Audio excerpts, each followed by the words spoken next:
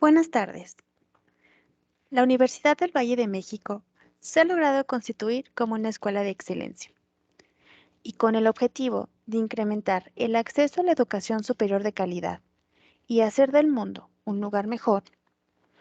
VM forma parte de la red de universidades más importante del mundo, Laureate International Universities. La Universidad del Valle de México, Campus San Rafael, Alma Mater, les da la más cordial bienvenida a la conferencia titulada Daño cerebral adquirido y sus principales repercusiones en el comportamiento. A continuación, presento a nuestro invitado, el maestro Carlos Ruelas Hernández. Estudió la licenciatura en Psicología y la maestría en Psicología con enfoque clínico y de la salud por la UNAM.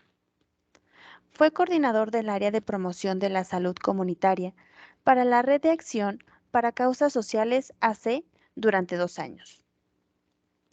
Fue colaborador investigador y docente en la UNAM durante 3 años en el Laboratorio de Neurobiología de la Conducta Alimentaria.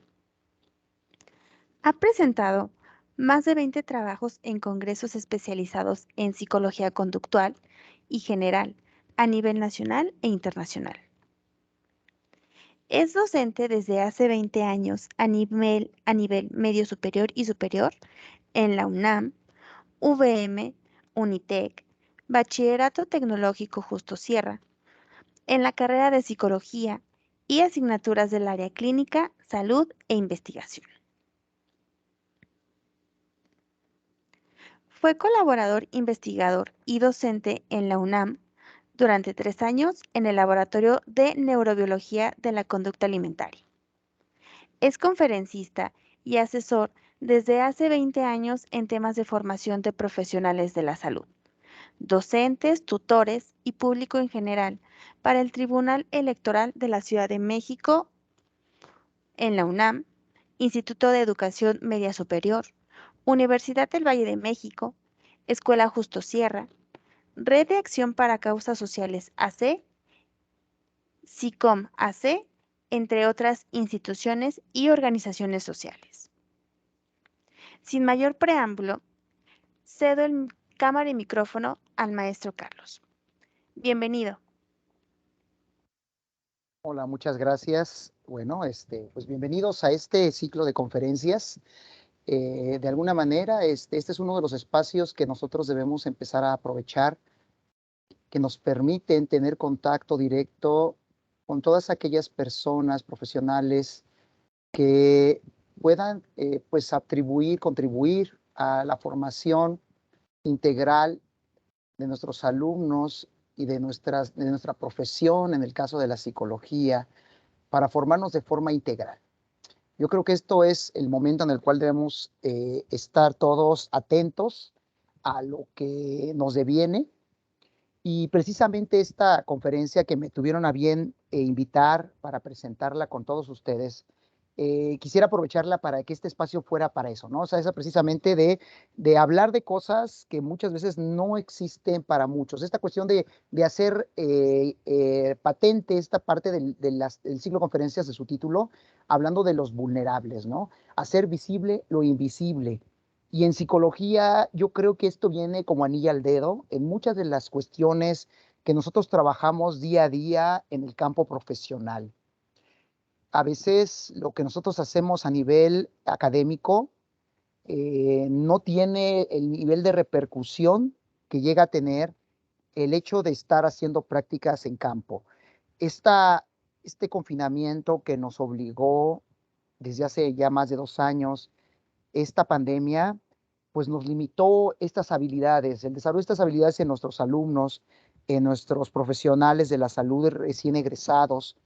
Y esta cuestión, pues debe ser de alguna manera recuperada a través de estos espacios y de algunos otros elementos que integren ya a la realidad eh, nueva que se está generando, a otro tipo de realidad, porque no es la misma realidad que teníamos antes de la pandemia, es una nueva, porque allí ya tenemos que empezar a lidiar con otras cuestiones.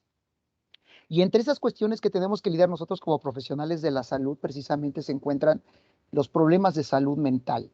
Y los problemas de salud mental que están relacionados con aspectos neurológicos, que son el campo de alguna manera de la neuropsicología. La neuropsicología se encarga precisamente de establecer estas relaciones entre los trastornos del comportamiento, de las cogniciones, de las emociones y su relación o su correlato con el daño cerebral adquirido.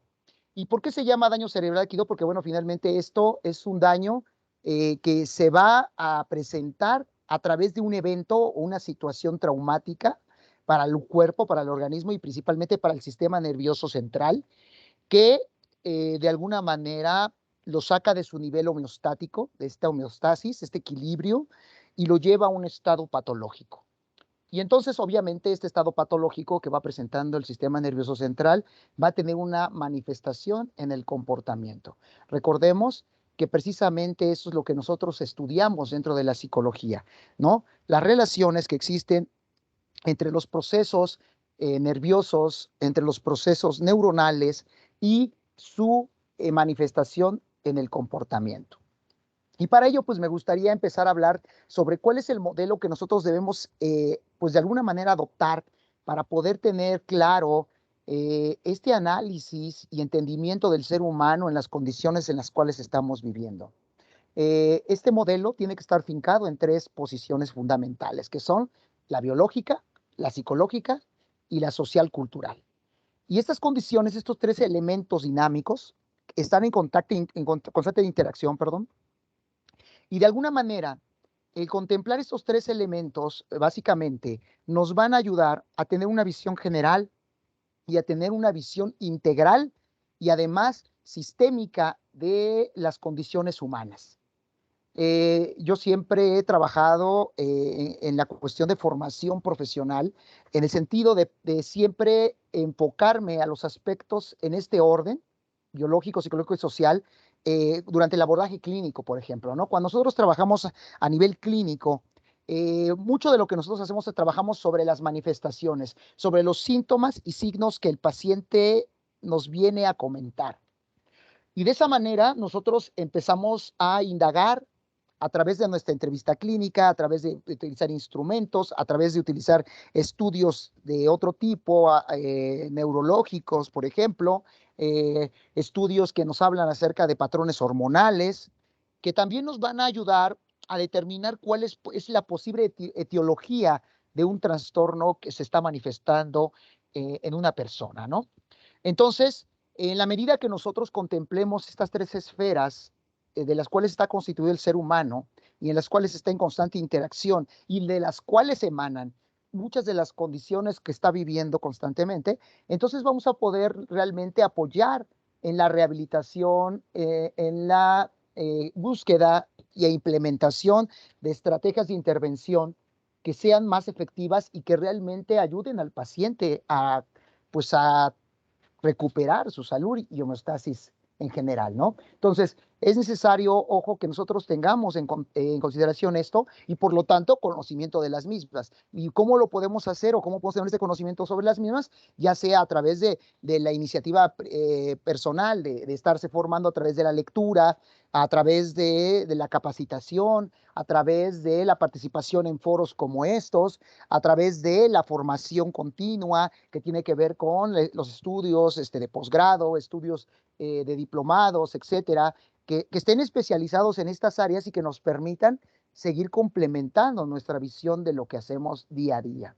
Entonces, si tenemos esta visión, vamos a delimitar entonces que el daño cerebral adquirido, que es lo que nos trae ahorita a colación para esta reunión, lo vamos a entender de la siguiente manera.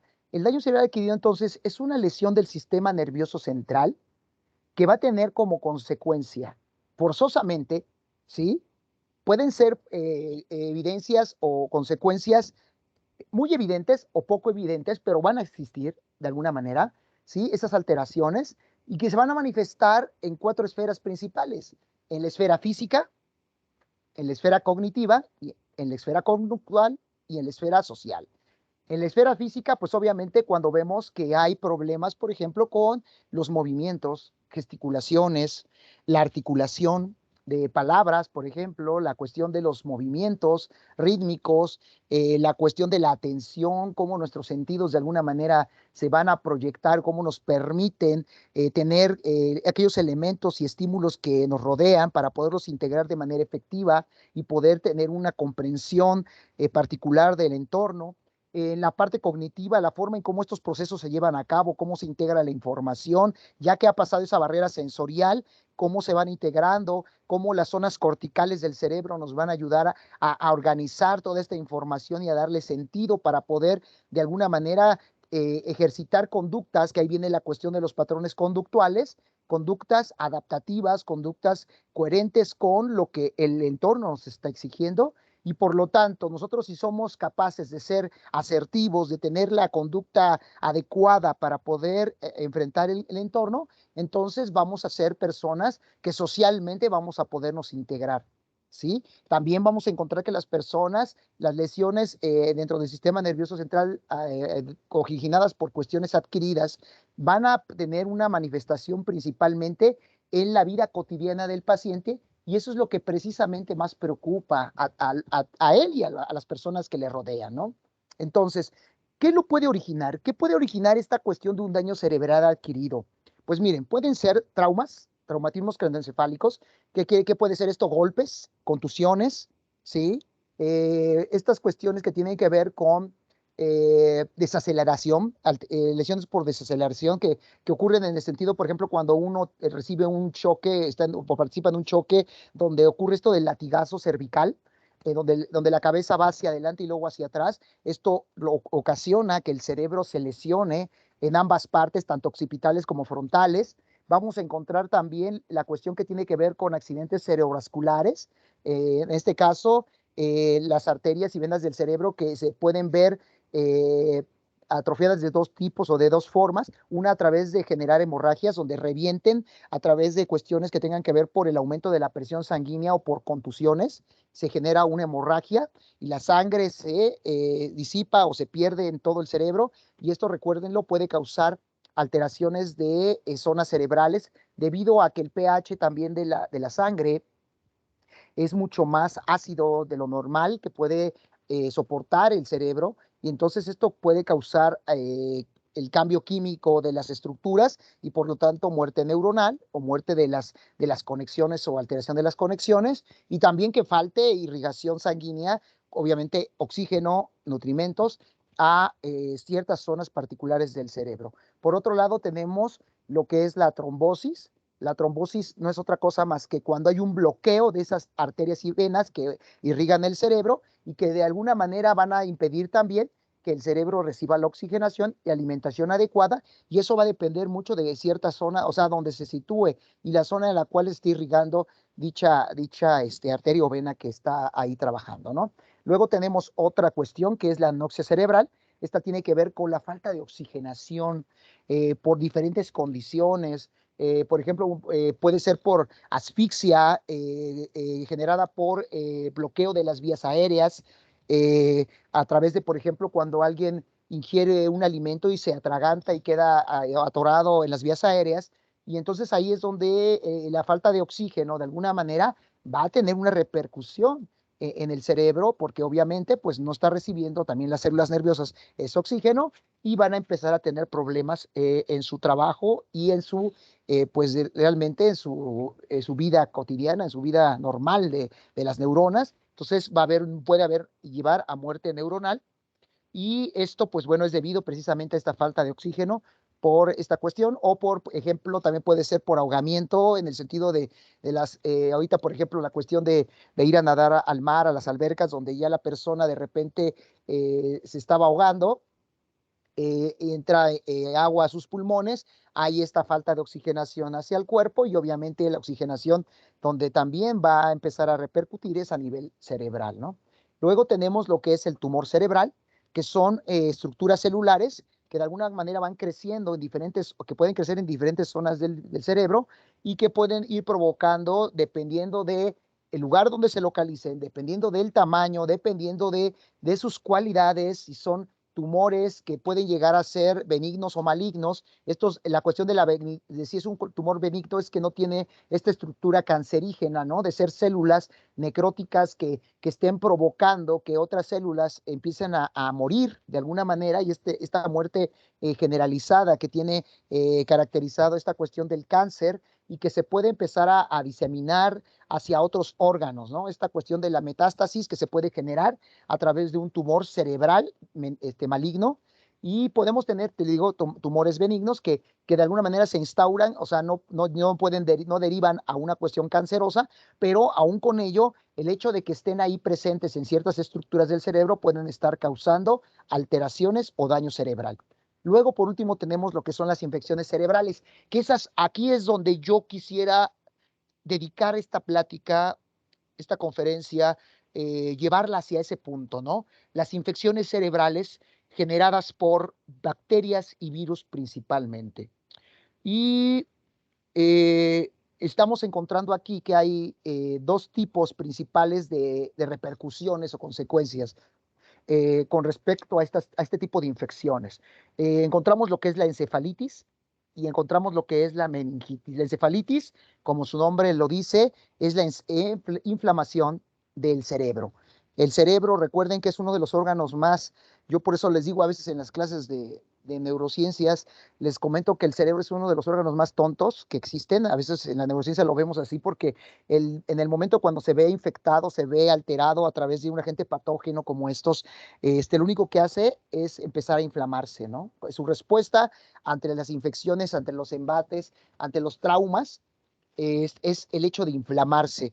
Y esto es sumamente peligroso para el cerebro, ya que esto puede llevar al daño estructural de ciertas zonas que se vean comprometidas hacia la inflamación. Generalmente, si es una expansión hacia el exterior de manera generalizada, esto puede estar llevándonos a cuestiones que el córtex, la corteza cerebral, sea la que lleve pues la peor parte de todo esto, debido a que es la que está siendo empujada y expulsada hacia el contorno del cráneo y está siendo pues realmente aplastada, ¿no? Y esto por la cuestión de que también de repente se acumula en los ventrículos lo que es el líquido cefalorraquídeo, que también incrementa esta cuestión y aumenta en volumen y por lo tanto genera un proceso de inflamación cerebral. Luego tenemos la parte que tiene que ver con la meningitis. La meningitis no es otra cosa más que la inflamación y alteración infecciosa de las meninges, que son las capas que cubren al cerebro, ¿no? Estas tres capas principales que son una barrera y una protección para el cerebro y el sistema nervioso central, y que por donde también está por dentro del sistema nervioso central y también corre lo que es el líquido cefalorraquídeo, que es un elemento esencial. Y cuando estas capitas se van a empezar a infectar o a lesionar, también se inflaman, tienden a la inflamación. Y estas tres capas, pues como nosotros sabemos, son la pía, la pía madre, la dura madre y el anagnoides, quienes participan de esta cuestión de conformar la capa meningea del cerebro. Bueno, ya que tenemos claro esta cuestión de los posibles agentes que pueden llevar a un daño cerebral adquirido, como les decía, a mí me interesaría mucho hablar de un tema muy particular. Y ese tema particular del que me gustaría hablarles tiene que ver con esto, las neuroinfecciones. Nosotros venimos de una pandemia. Esta pandemia, eh, mucha gente no le tomó la seriedad y ni le ha tomado todavía la seriedad que realmente debe tener, debido a que, pues, los servicios de salud a nivel mundial, podríamos decirlo, fueron realmente rebasados, ¿no? Las expectativas que se tenían en un inicio sobre la enfermedad, sobre esta cuestión del virus, de los coronavirus, en este caso el SARS-CoV-2, se pensó que era un virus como la influenza, que vivimos tiempo atrás también como una pandemia, que podía ser realmente erradicada, controlada, con simples formas de control, ¿no? Poniendo ciertas barreras, ciertas restricciones, y oh, sorpresa, ¿no? Nos encontramos con el caso en que realmente esta enfermedad era mucho más grave, una enfermedad que mutaba, era una enfermedad que generaba variantes mucho más peligrosas, mucho más con capacidad infectiva, con capacidad más de mimetizar los síntomas y los signos. O sea que es un virus de mucho cuidado en el sentido de que tiene diferentes manifestaciones, diferentes formas de atacar al cuerpo humano y que como virus, para poder sobrevivir, tiene que buscar esta mutación, estos cambios que de alguna manera le permitan multiplicarse y seguir vigente en el entorno. Entonces, hasta ahorita, a pesar de que ya todos parece, y principalmente en nuestro país y en otros, parece que ya se ha podido superar esta pandemia. Yo siempre lo que digo es, no nos confiemos. Yo creo que esto todavía no termina. De hecho, hay evidencia todavía en China, donde están haciendo confinamiento en ciertos lugares, donde las cepas que se empezaron a generar del coronavirus en particular, están teniendo y cobrando estragos mucho más fuertes y se están combinando con otras enfermedades como en este caso hubo casos donde se estuvo combinando con lo que era la influenza, hubo casos con lo que se estuvo combinando con algún otro tipo de virus que también tienen esta cualidad de poder afectar al cuerpo humano, principalmente en vías aéreas, que no es lo único, que es otra de las cuestiones importantes que se consideran solamente para esta enfermedad. Se plantea que el coronavirus nada más es una enfermedad infecciosa a nivel respiratorio y digestivo, y no es cierto. Es una enfermedad que nosotros llamamos multisistémica. ¿Y esto qué quiere decir? Que altera a todos los sistemas. No solamente se va hacia pulmón, no solamente se va hacia tracto digestivo, también se va hacia riñón, se va a hígado, se va a páncreas, se va al sistema nervioso central. Y ese es ahí donde a nosotros, como psicólogos, como neurocientíficos, como expertos y futuros expertos en esta materia, pues debemos tener claro qué es lo que puede pasar y cuál es nuestro papel dentro de este entorno de salud generalizado. Pues bueno, la neuroinfección es lo que a nosotros nos debe interesar. ¿Y qué es esto? Es el producto de una presencia de un agente patógeno dentro del cerebro, dentro del espacio subaracnoide, o sea, la parte interna de lo que viene siendo el cerebro y la médula espinal, y que trae como consecuencia una reacción inflamatoria, ya sea, como decíamos al principio, de las meninges y o del cerebro. Pero no queda ahí todavía esto. Fíjense que se ha descubierto, bueno, se descubrió y ya se ha hecho esto desde hace como año y medio aproximadamente, se descubrió que la alteración que genera el COVID no solamente queda en como una cuestión, como hagan de cuenta, de neutralizar ciertas condiciones, ciertos aspectos funcionales del sistema nervioso. Vamos al caso, por ejemplo, de la pérdida del olfato y del gusto. Cuando las personas nos explican de por qué ocurre la pérdida del olfato y del gusto con el COVID, nos dicen que es una cuestión transitoria. Y esa cuestión de transitoriedad va a depender mucho de la forma en cómo actúa el virus sobre pues los órganos sensoriales, olfativos y gustativos. Pero principalmente sobre quién actúa, sobre el olfato y sobre lo que es el nervio olfativo. El bulbo y el nervio olfativo, los cilios olfativos, esas células que se encargan de capturar la información química que viene de todas las sustancias volátiles que nosotros podemos distinguir a través del olfato, pues bueno, estos sistemas se van a ver alterados por el virus. Y lo que hace el virus, se ha descubierto que hay cepas particulares del virus del COVID que van a tener la capacidad de matar estas células, o sea, de alterarlas. ¿Y qué creen? Estas células difícilmente se van a reproducir. O sea, muchas de ellas se llegan a reproducir, o sea, las células del tracto sensoriales del tracto olfativo sí se pueden reproducir, pero hay algunas que mueren o se alteran o se dañan de tal manera que evitan que esta recuperación se pueda dar, que este nacimiento de nuevas células se pueda dar, o que las nuevas estructuras que nazcan tengan las mismas facultades o se den en la misma cantidad como se perdieron. Se ha encontrado que hay personas que han perdido aproximadamente del 30 al 60% de estas células, particularmente en el bulbo olfativo, que les permiten la distinción de los olores y del gusto. Acuérdense que la cognitividad, o sea, el gusto depende principalmente del olfato. Entonces, si pierdo el olfato, pues pierdo también el gusto. Y es aquí donde muchos pacientes reportan que los alimentos, a pesar de que ya llevan más de un año de haber padecido COVID y haberse recuperado de la enfermedad, siguen con secuelas manifiestas en el estado gustativo, en el cual dicen que hay alimentos que de repente no les distinguen el sabor, les cambia el sabor, o simplemente el sabor es un sabor neutro. O sea, dicen por ahí que cuando comen a veces el alimento, hagan de cuenta que dicen que están masticando o comiendo cartón. A ese nivel puede llegar una cuestión de este tipo, ¿no? Esos son los estragos mínimos que podemos observar en la parte del COVID, ¿eh? O sea, no es lo único. Podemos ver que de alguna manera las infecciones víricas van a generar estas partes de atacar. Por ejemplo, se pueden introducir a través del nervio olfativo. Esa es la vía que ellos utilizan y es la vía, recuerden, más próxima al cerebro. Es el órgano sensorial que tiene abierta la cuestión hacia el cerebro de manera directa, y de ahí se va a ir directamente hacia zonas, por ejemplo, que tienen que ver con el hipocampo, por ejemplo, la memoria, que también hemos encontrado mucho esta cuestión de personas que han estado padeciendo problemas de memoria como cuestión principal.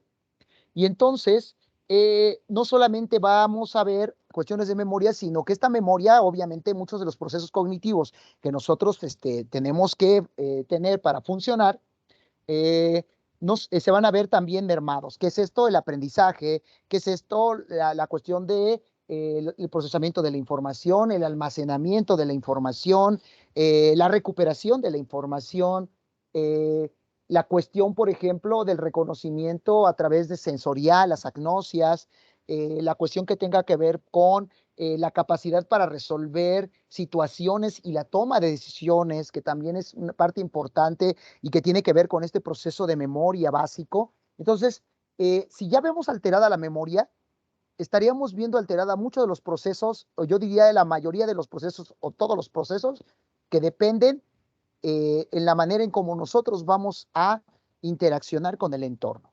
Entonces, es ahí donde debemos tener mucho más cuidado, fijarnos más de qué es lo que está pasando. Y bueno, ¿cuáles son las poblaciones más vulnerables a las cuales nos debemos nosotros enfocar? Sí, a las cuales debemos tener, por ejemplo, cuando llegue a nosotros a consulta, o cuando alguien que por ahí nos comenta, ¿no? De repente, a mí me ocurre mucho en clases que tengo alumnos que cuando hablamos de temas de este tipo, me preguntan, oiga, pues entonces, por ejemplo, ya puedo entender por qué mi abuelito que se enfermó de COVID, él falleció, desgraciadamente, dice, después de una complicación otra vez, de un doble contagio, que fíjense que todavía esto es el problema, ¿no? Un doble contagio de COVID.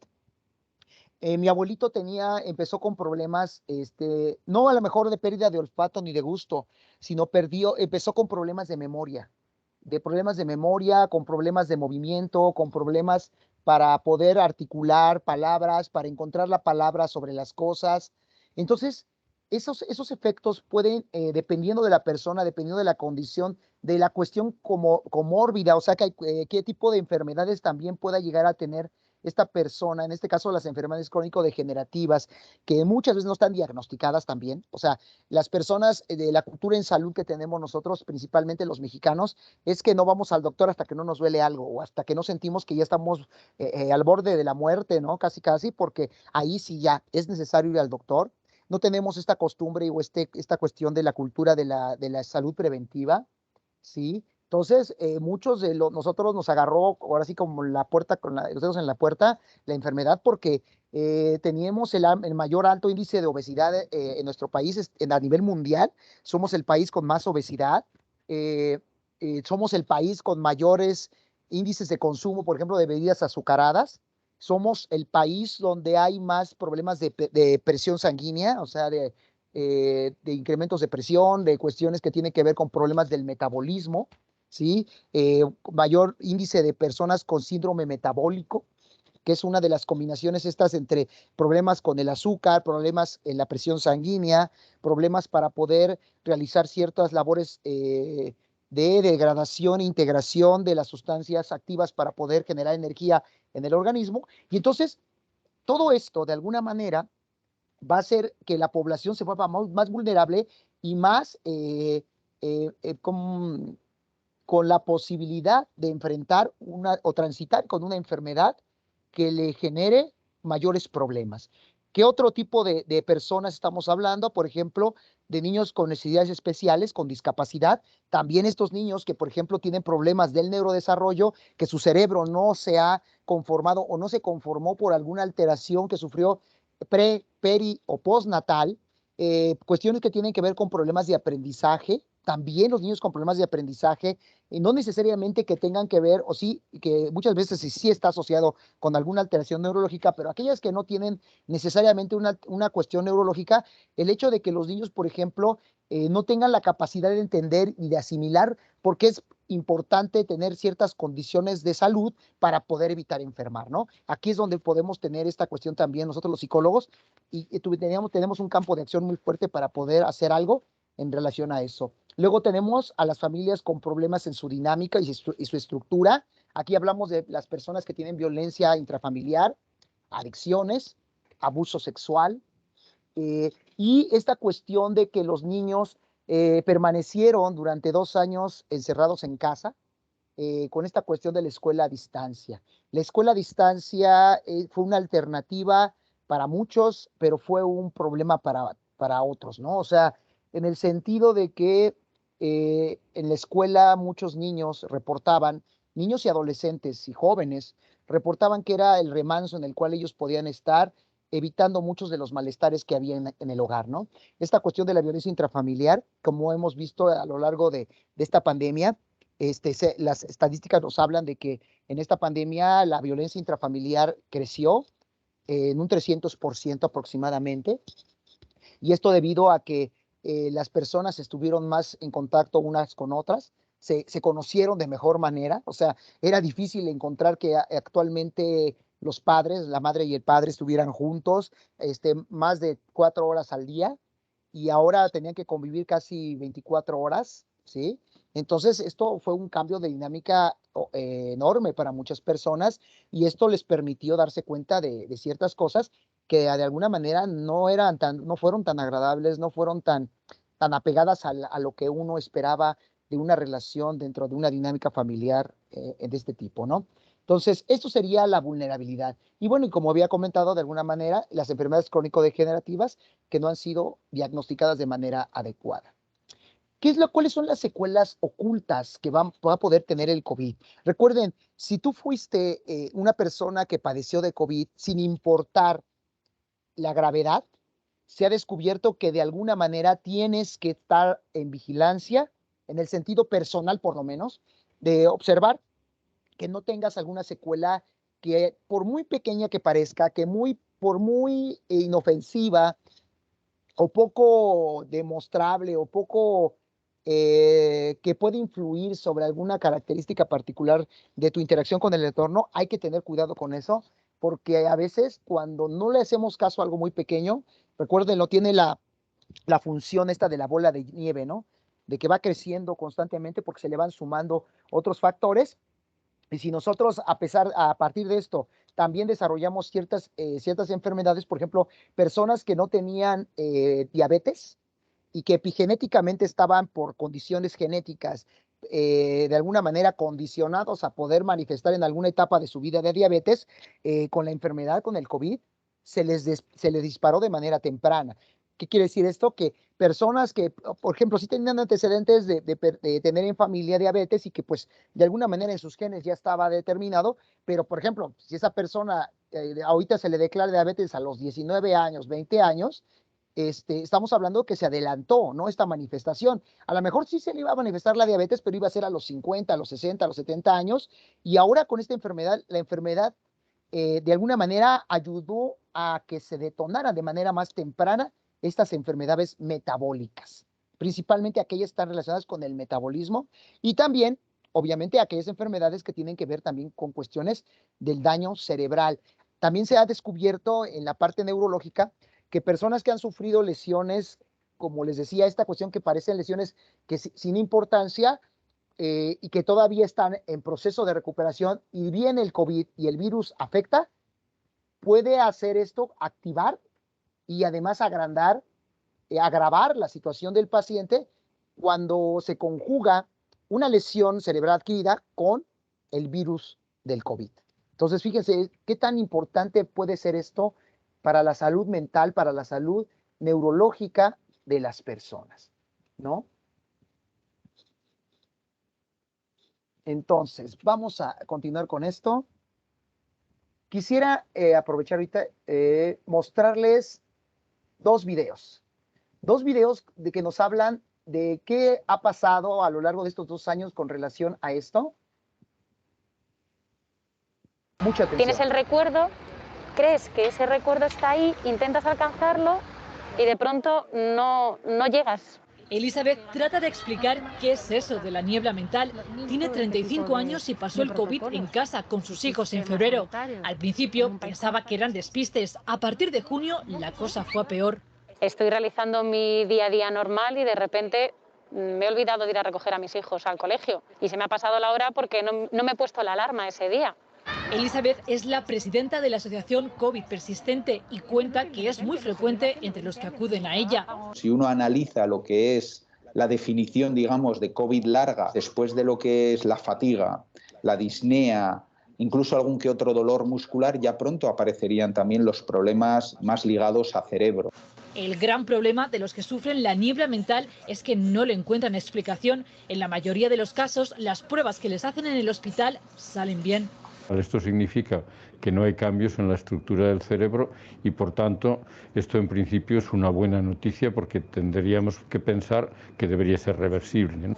¿Cuánto puede durar? Es otra de las incógnitas. Reclaman estudios específicos y que se mejoren las unidades post-COVID, incluyendo especialistas en este tipo de secuela. A los afectados les limita mucho en su día a día. Elizabeth es profesora y de momento no ha podido volver a trabajar. Es que estoy explicando algo que llevo 10 años explicando y de pronto no sé qué estoy diciendo. Pero la segunda ola ha llegado y los hospitales vuelven a estar volcados en los COVID. Expertos y afectados se lamentan de que no tanto en los post-COVID.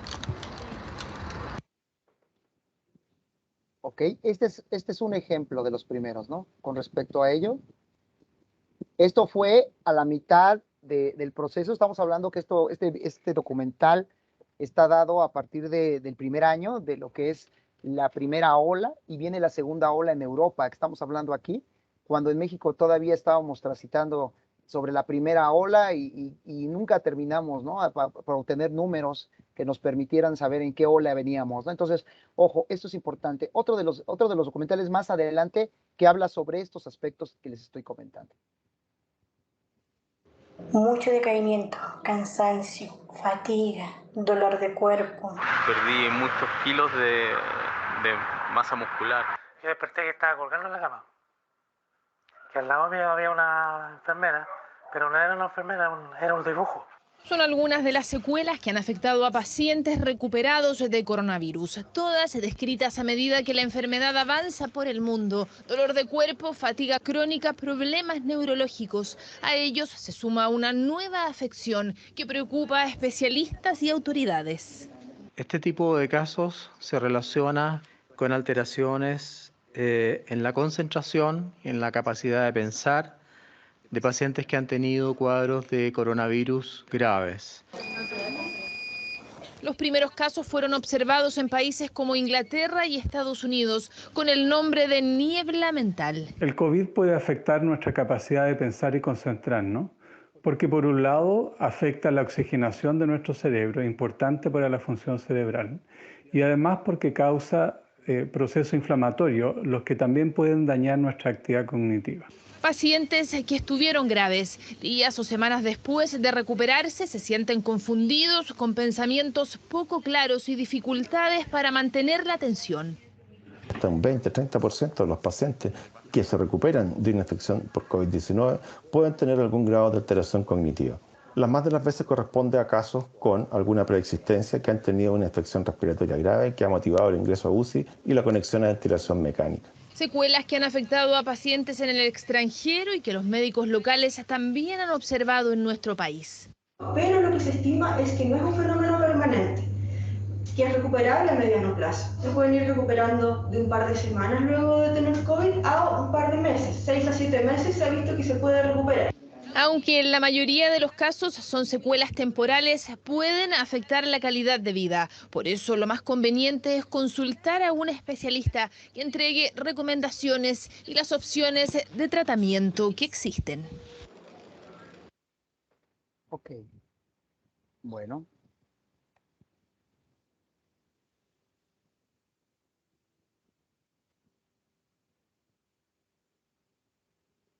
Pues así a partir de esto nos podemos dar cuenta de la importancia que tiene todo esto, ¿no? De la niebla mental, el COVID prolongado, esta cuestión de que caracteriza precisamente a esta afección, a este síndrome, yo lo podría establecer como un síndrome de niebla mental, donde se conjugan una infinidad de síntomas y signos que están acompañados y que cada signo y síntoma va a depender mucho de la condición de cada paciente. No todos los pacientes van a tener las mismas condiciones, ni tampoco la misma intensidad en la manifestación de dichos síntomas. Eso también es lo que hace que dificulta mucho la detección precisamente de esto. Y otra cuestión también es la falta de cultura a nivel de la sociedad con respecto al conocimiento de que esto está existiendo, que esto existe y que, bueno, no quisiéramos entrar en una alarma generalizada a nivel mundial, pero esto es una realidad, ¿no? Es algo que debemos contemplar. Si estamos hablando de alguna manera en estadística, que el 30% de los pacientes que padecen de COVID grave tienden a padecer este tipo de complicaciones o de síndrome de niebla mental, yo creo que ya estamos hablando de una población enorme a nivel mundial, porque en función de las afecciones o de los afectados que ha habido con respecto a la enfermedad, ¿no? Entonces, yo creo que aquí tenemos nosotros mucho que hacer como psicólogos en el campo de la evaluación neuropsicológica, en el campo de la evaluación del comportamiento post-COVID, de la forma en cómo nosotros debemos sensibilizar, también educando en salud a la comunidad, a la población, para que estas cuestiones, estas enfermedades, estos problemas que están derivados precisamente de una lesión cerebral adquirida a través o debida o por consecuencia de la adquisición o tránsito de una infección viral, como es la del COVID, nos lleva a generar estrategias tanto preventivas como de intervención, como de rehabilitación y además de seguimiento. O sea, no basta con que nada más el paciente haya tenido un alta de la enfermedad y que con eso baste para que pueda decir ya que ya ha transitado, que ya la libró con relación a su salud y los efectos y secuelas que esta enfermedad pueda llegar a tener.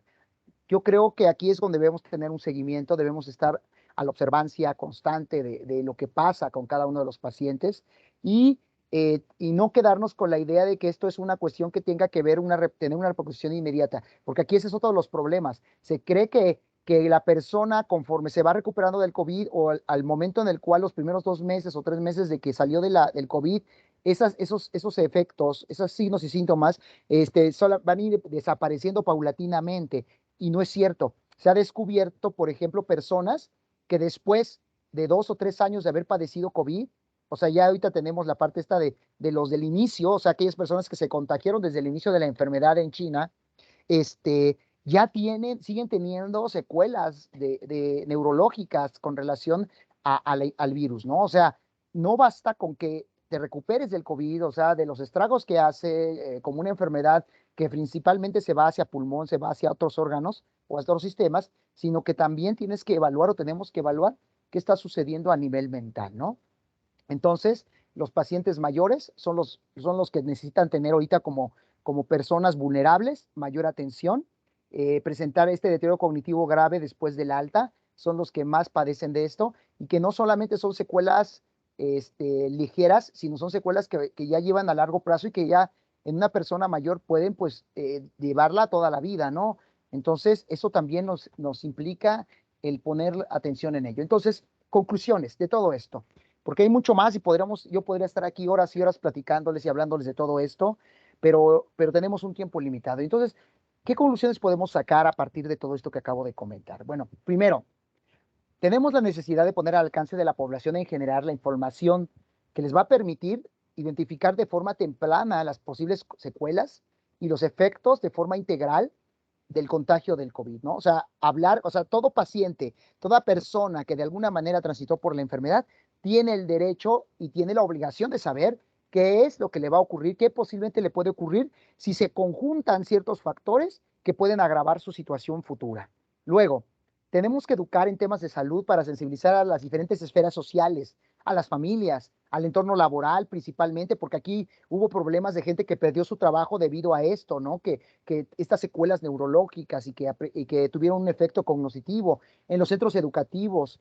Esto tiene que desarrollar campañas donde sensibilicemos a estos sectores sociales para que tengan entendimiento de lo que puede estar pasando con las personas que fueron afectadas por esto y que no solamente es pedirles que se reintegren a su labor productiva sin poder pensar en que haya habido una afectación a cierto nivel neurológico que les pueda estar incapacitando para hacer efectivamente su labor como se debe, ¿no? O como lo hacían anteriormente. Luego tenemos también identificar y generar programas de apoyo psicológico integral en poblaciones vulnerables, las personas con problemas psicológicos. Por ejemplo, yo he tenido mucha gente que tenía depresión, que padecía depresión, algún trastorno límite de la personalidad, esquizofrenia, cuestiones psiquiátricas que fueron de alguna manera exacerbadas con la enfermedad, ¿no? Entonces, también ahí tenemos que tener mucho cuidado con ellos, poder atenderlos de manera como es necesaria para poder evitar que su condición se agrave y pueda llevarlos a un límite donde no podamos ya de repente pues ni accionar con tratamientos multisistémicos que tengan que ver cuestiones tanto farmacológicas como comportamentales. Luego vamos a tener también la necesidad, por último, de desarrollar al personal de primer contacto en el campo de salud mental con las habilidades que les permitan apoyar de forma integral y con un abordaje multidimensional al paciente, ¿no? O sea, para que no se nos escape nada y que realmente podamos dar un diagnóstico diferencial y oportuno y certero sobre los aspectos biológicos, psicológicos y socioculturales que implican el proceso mental de una persona, ¿no? El proceso mental está derivado y tiene un correlato biológico y tiene una cuestión que tiene una derivación y una cuestión implicativa a lo social y a lo cultural. Y entonces en ese momento estas interacciones entre lo biológico y lo social van a permitir que lo psicológico se alimente, se integre, como en el caso de la personalidad, ¿no? Esta parte del temperamento y el carácter, que cada uno tiene su componente por una parte de lo biológico y por la otra parte del aprendizaje, y que estos dos entornos juegan un papel importante para ello. Entonces aquí es donde abro yo la invitación a que todos los profesionales de la salud que estemos interesados en trabajar en este tipo de cuestiones, pues nos entrenemos, nos capacitemos, lleguemos a tener la información suficiente, la capacitación suficiente para poder abordar problemáticas de la mejor manera y seamos lo suficientemente útiles en nuestro entorno social para afrontar situaciones como esta. Pues bueno, me gustaría dejarla hasta aquí, para ver si hay algún espacio de alguna cuestión que tuvieran alguna pregunta o duda. Por mi parte es todo y estaría espera de cualquier comentario o duda con respecto al tema. Muchas gracias.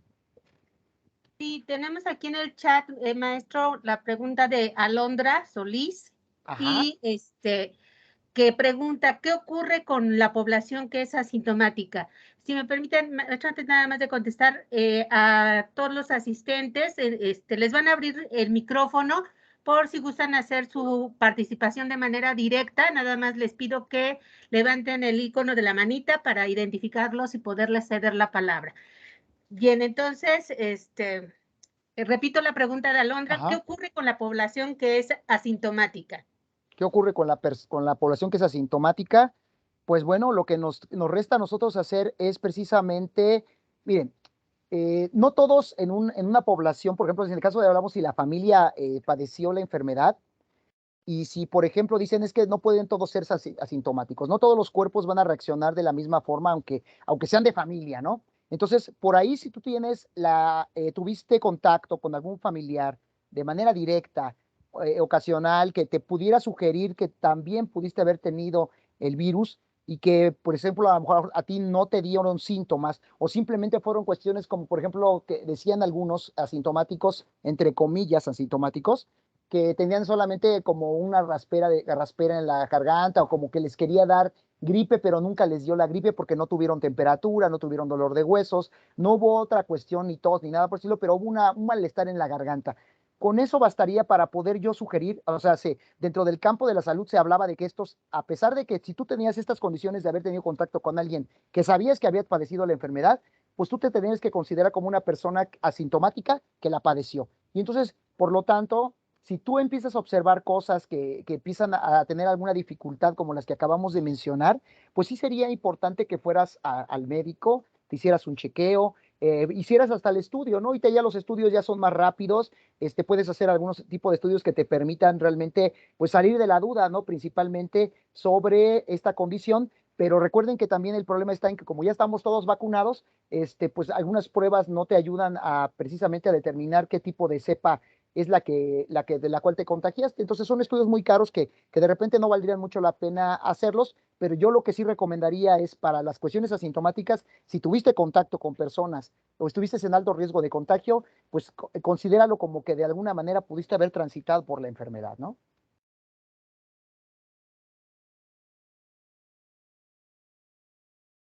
Listo, maestra. ¿Alguna pregunta, duda? ¿Alguien más?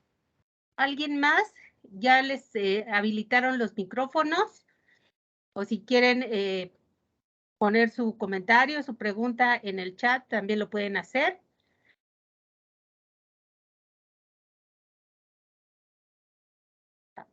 Hay una pregunta en el chat, creo, ¿verdad?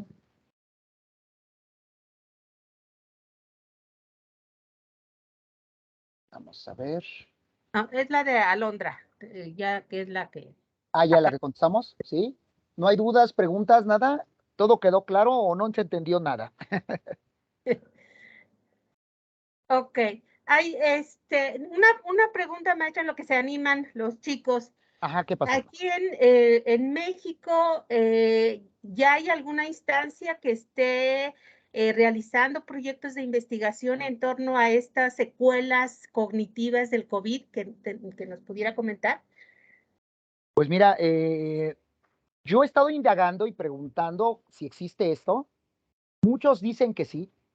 O sea, que ya hay dentro de la UNAM, precisamente, dentro de la UNAM, dentro del POLI, principalmente las universidades, estas dos universidades y el Seguro Social plantean que sí hay departamentos y áreas que se están dedicando a realizar estudios enfocados a evaluar los efectos neuropsicológicos de la enfermedad y a apoyar a aquellos pacientes que tienen secuelas graves, o sea, secuelas que realmente podamos pensar en que necesitan ser atendidas, ¿no? De manera directa, pero te voy a ser honesto, los pacientes que tienen secuelas y que yo he tenido contacto con algunos de ellos y me han dicho que han asistido por ejemplo, al Seguro Social, dicen que está saturado el servicio y que finalmente tienen una lista de espera, casi los mandan hacia casi 6 meses de espera para poder tener acceso a ese servicio y la verdad pues ya no tiene caso, ¿no? O sea, cuando ya hablamos de un periodo tan largo de espera y que todavía ver si realmente podamos acceder a ese servicio, pues no lo hay. La UNAM está haciendo algunos estudios con su población interna, el POLI lo mismo lo está haciendo, pero todavía ahorita no lo llevan al nivel de poder darlo como asistencia, ¿no? Como apoyo a la comunidad que ha sido afectada de alguna forma, pero están con miras a realizar dicha cuestión. No tengo ahorita los datos específicos de quiénes son, pero sí tengo conocimiento de lo mismo, ¿no? Ok, gracias, maestro. Tenemos otra pregunta de Asael, quien pregunta, ¿la recuperación de memoria se podría atenuar con algún tipo de tratamiento o ejercicios o esa pérdida de la que habló es permanente? Todo va a depender de la forma en cómo, por ejemplo, estamos hablando, por ejemplo, de la gravedad de la enfermedad. Se ha observado con el tiempo los 2 años que se ha tenido de poder observar pacientes que se han recuperado de la enfermedad, se ha visto que los pacientes más graves que fueron intubados o que necesitaron un tratamiento mucho más agresivo para recuperarse de COVID, son personas que de alguna manera los daños pueden llevarlos a ser a nivel permanente, y cuando también, como decía anteriormente en la plática, se asocia con enfermedades o hay una comorbilidad con enfermedades metabólicas. Por ejemplo, si tú le sumas COVID, diabetes, COVID, hipertensión, COVID, eh, cualquier otro problema que tenga que ver con cuestiones neurológicas, por ejemplo, con un accidente cerebrovascular, con una persona que ha sufrido una lesión por trauma craneoencefálico. Eso, si le sumas, o sea, entre más sumas haya de agresiones hacia el sistema nervioso, eso puede llevar a agravar más la situación y obviamente a complicar la recuperación del paciente. Y también la edad es otro factor. Una persona con mayor edad, después de los 45, 50 años, le cuesta mucho más trabajo, porque recordemos que ya viene el declive y el deterioro de las capacidades cognitivas, principalmente de la memoria. Entonces, hay que observar todos estos factores, cómo se conjugan, para poder determinar qué tanto o no podemos pensar en la rehabilitación parcial o total de un paciente, ¿no?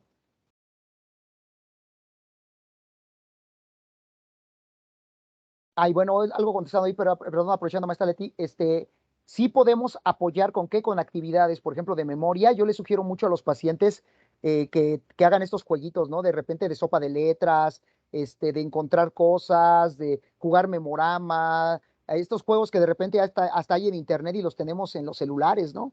Que parece que a veces son pérdida de tiempo, pero para este tipo de personas les pueden ayudar mucho para estimular su memoria. Sí, sí recomiendo que lo hagan. Por ejemplo, hasta con la cuestión de los rompecabezas, empezar a trabajar, por ejemplo, con actividades de armar un rompecabezas, tratar de armar un rompecabezas, considerando, por ejemplo, un pequeño rompecabezas, está hablando de un rompecabezas de 20 piezas nomás, donde podamos nosotros, por ejemplo, ponerlo de cabeza y estar levantando una pieza y volverla a poner de su lugar y ver qué es lo que podemos ir integrando, y levantamos una y tratamos de buscar cuál es la que pueda coincidir con ella, ¿no? Entonces, sí se recomienda el uso de ciertas estrategias o juegos que nos permitieran de alguna manera seguir estimulando lo que es la memoria. Claro que sí.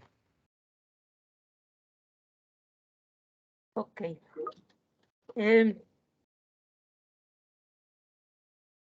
Tenemos aquí el comentario de Carlos Armando. Dice: profesor, muchas gracias por compartirnos la información que ha recopilado y con la que usted nos ha documentado a través de esta conferencia. Mi pregunta sería: si un paciente tiene daño cerebral adquirido, ¿es vulnerable al COVID aún ya vacunado?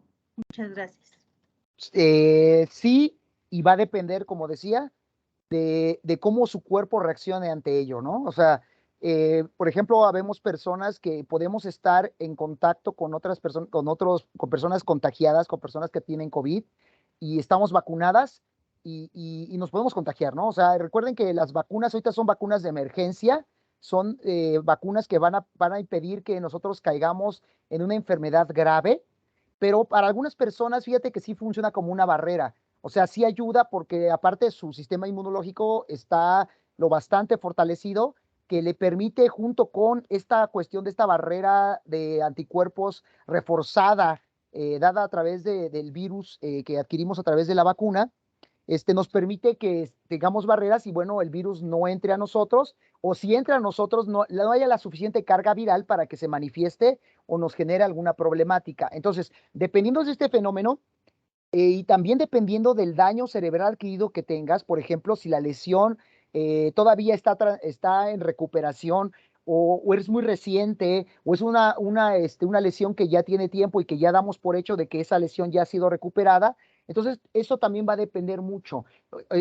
Obviamente, entre más temprana esté la lesión cerebral y el embate del sistema hacia el sistema inmunitario por parte del virus se dé de manera muy agresiva, pues obviamente el efecto va a ser mucho más grave o mayor que si es una persona que ya está recuperada, que ya ha sido dado de alta de alguna manera, y que, bueno, su organismo tiene así como que más la condición de poder afrontar la enfermedad, ¿no? Entonces, les digo, es conjuntar estos factores. O sea, el médico, el personal de salud que analiza esto, tiene que empezar a analizar precisamente todos estos factores para poder hacer un pronóstico acerca de lo que va a suceder con la salud del paciente, dependiendo de su condición previa de la enfermedad, ¿sí? Ok, gracias. Tenemos una pregunta de Alondra. Alondra, por favor, te cedo el micrófono.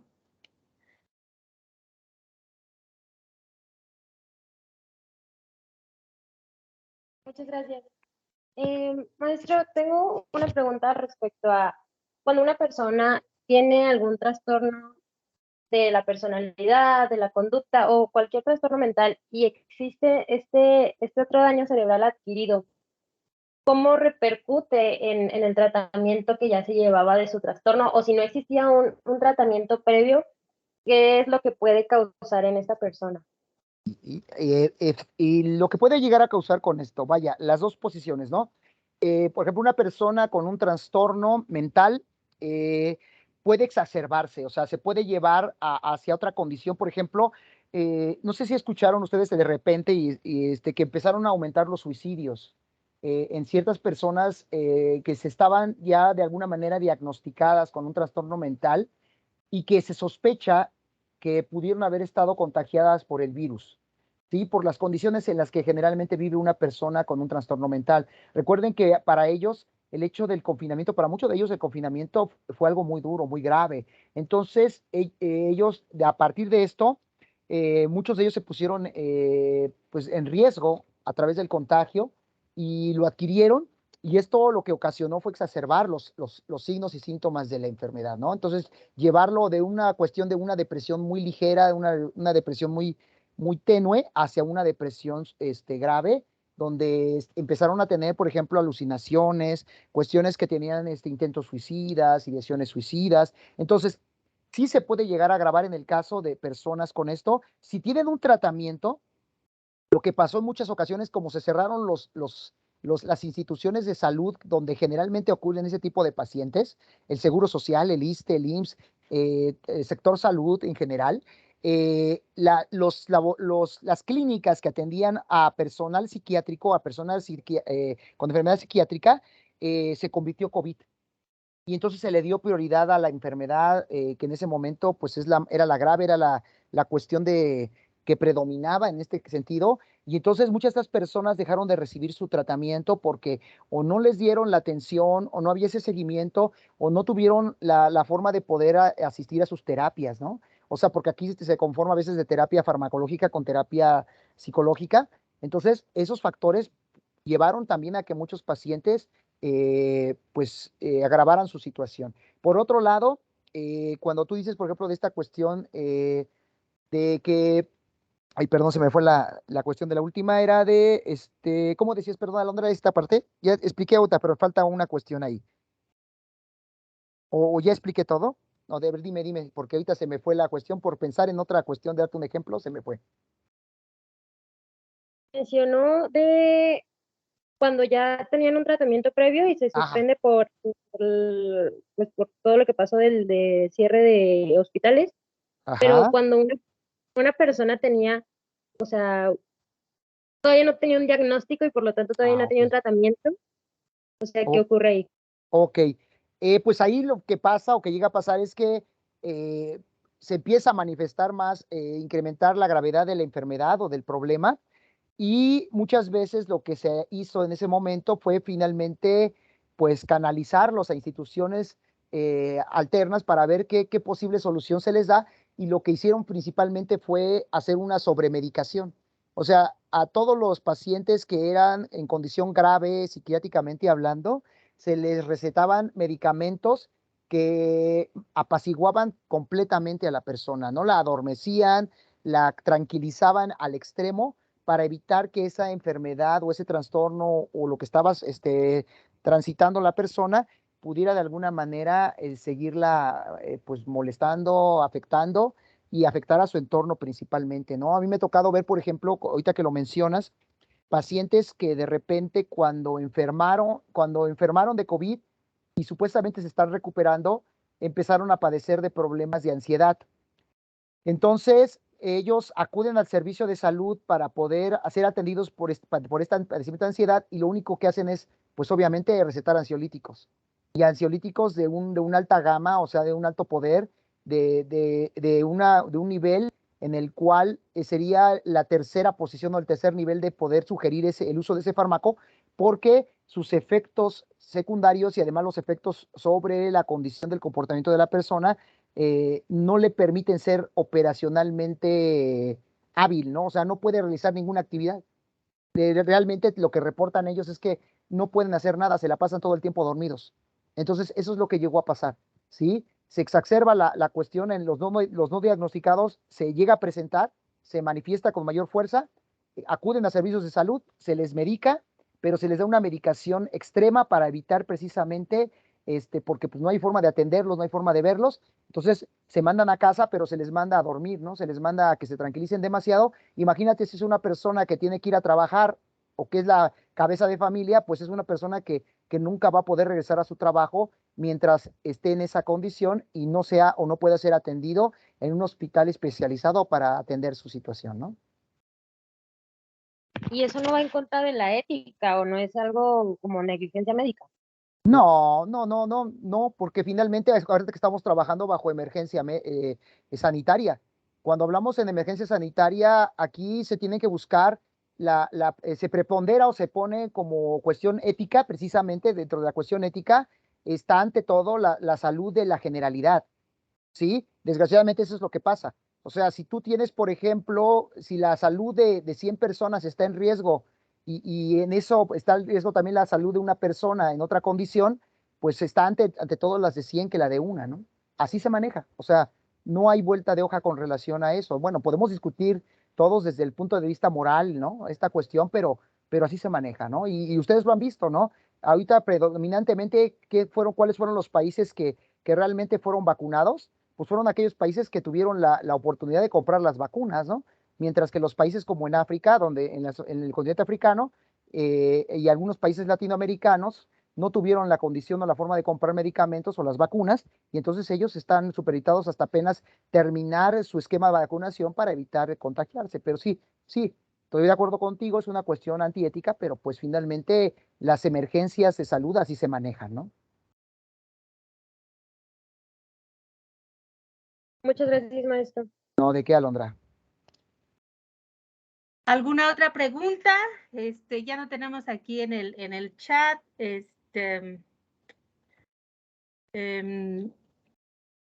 No, parece ser que son todas, maestro. Pues agradecemos esta conferencia que nos compartió y le cedo la palabra a Gaby para que nos haga el cierre de esta actividad. Adelante, Gaby, por favor. Agradecemos a nuestro invitado, el maestro Carlos Ruelas Hernández, por su participación en esta conferencia. Le recordamos a nuestros estudiantes que registren su asistencia en el link que se encuentra disponible en el chat de esta sesión. Universidad del Valle de México, por siempre responsable de lo que se ha cultivado. Muy buena tarde.